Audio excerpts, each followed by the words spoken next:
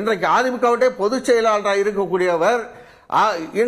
யதார்த்தத்தை கலா யதார்த்தத்தை புரிந்து இவர் தலைமையேற்ற பிறகு இவர் விரும்பிய ஒற்றை தலைமை இவருக்கு திரு அருமை பாகு முருகவேல் சொன்னதை போல சட்ட ரீதியாக கூட இன்னும் civil suits pending before the high court of Madras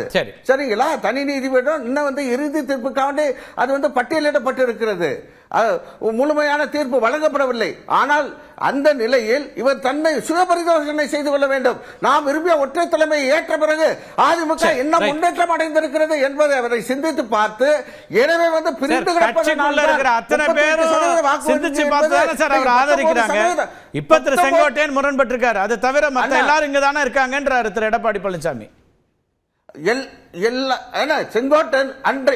Sengottaiyan அவர்கள் ஒரு மிக மூத்த நிர்வாகி இன்றைக்கு எடப்பாடி பழனிசாமி மீண்டும் சொல்றாரு 3 தனிநபர்கள் இவர்கள் 3 தனிநபர்கள் இல்லை 3 மிகப்பெரிய சக்திகள் நீங்கள் மிக தெளிவாக தெரிஞ்சுக்கங்க அண்ணன் தராசியாம் அவர்கள் சொன்னது போல அவர்கள் இன்றைக்கு தேவர் திருமகனுடைய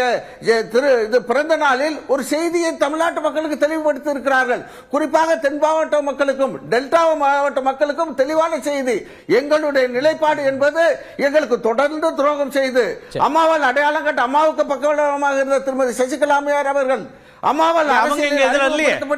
25 ஆண்டு காலம் இந்த இயக்கத்துடைய அண்ணன் டிடிவி தினகரன் என்னங்க சசிகலா அவர்கள் இந்த 3 பேரோட இருக்காங்களா அவங்க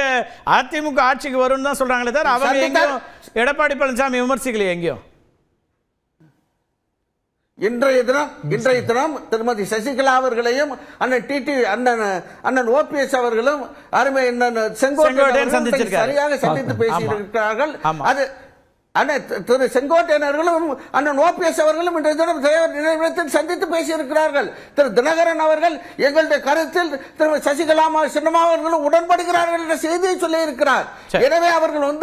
தென் மாவட்ட மக்களுக்கும் டெல்டா மாவட்ட மக்களுக்கும் சொல்லக்கூடிய செய்தி அம்மாவால் அடையாளம் காட்டப்பட்ட எங்கள் அனைவரையும் யாரால் இந்த நிலைக்கு வந்தாரோ அந்த பேசலாங்க அத்தனை பேரையும் பழிவாங்கி இருக்கிறார் எனவே உணர்வு பூர்வமாக எங்களை பழிவாங்கி இந்த இயக்கத்தில் தொடர்பில்லை என்று சொல்லக்கூடிய திரு எடப்பாடி பழனிசாமிக்கு